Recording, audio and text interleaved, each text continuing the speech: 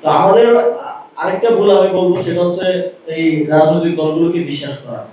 আমরা আমরা তো আর জাতীয় রাজনৈতিক দলগুলোর সাথে কখনো রাজনীতি করিনি, আমরা ক্যাম্পাসে ছাত্র রাজনীতি করতাম। ফলে ছাত্র সংগঠনগুলো, ছাত্র ইউনিয়ন কিভাবে চিন্তা করে, ছাত্র দল, ছাত্রলীগ, ছাত্র শিবির বা অন্যান্যরা কিভাবে চিন্তা করে সেটা আমরা বুঝি।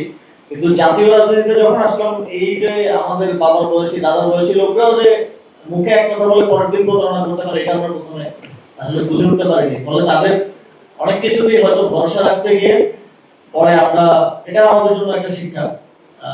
আমরা শিখলাম যে এদেরকে পরবর্তীতে আর বিশ্বাস করা যাবে না। একদম স্টার্টিং ফ্রম প্রাইম মিনিস্টার তিনিও বলেছিলেন আমাদেরকে যে হ্যাঁ ভোট দেওয়ার জন্য, কিন্তু পরবর্তীতে তিনি এই বিষয়ে আর কোনো কথা নির্বাচিত হওয়ার পরে বলেন নাই।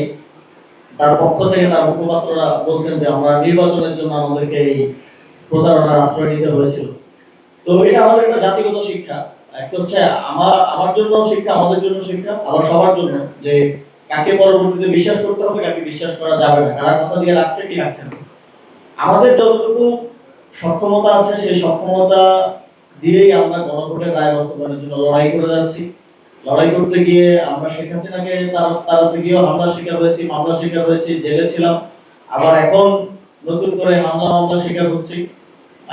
সামনেও হয়তো হব, কিন্তু আমাদের জায়গা থেকে আমাদের যে কমিটমেন্ট জনগণের প্রতি, দেশের মানুষের প্রতি, এবং বিশেষ করে আমাদের জুলাই গণঅভ্যুত্থানের শহীদ আহতদের প্রতি, সেই কমিটমেন্ট বাস্তবায়নের জন্য আমরা আমাদের লড়াইটা চলমান রাখবো। ফুয়াদ ভাই খুবই কারেক্টলি বলেছেন যে পৃথিবীতে কোনো বিপ্লবের আরো অনেক রক্তক্ষয়ী বিপ্লব হয়েছে, আরো অনেক প্রস্তুতি নিয়ে বিপ্লব হয়েছে। আমাদের তো প্রস্তুতি সেরকম ভাবে ছিল না, কোটা সংস্কার আন্দোলন থেকে গণঅভ্যুত্থান হয়েছে।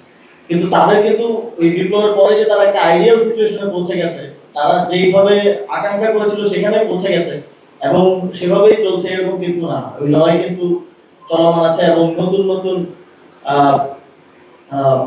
চ্যালেঞ্জ তাদের সামনে আসছে, সেটা নিয়ে কিন্তু তাদেরকে কাজ করতে হচ্ছে। তো আমি এটাকে এভাবেই দেখি।